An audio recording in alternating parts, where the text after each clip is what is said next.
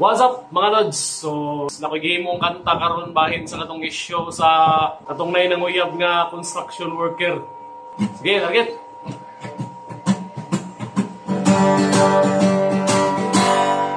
Doon nakaroy may viral nga vlogger. May nanguyab nga construction worker. Iyahapang nga ikaminusan. Kay gusto niya pulis ug siman. O ang mga nagtanaw sa video, ipanghilasan niya pag-ayo.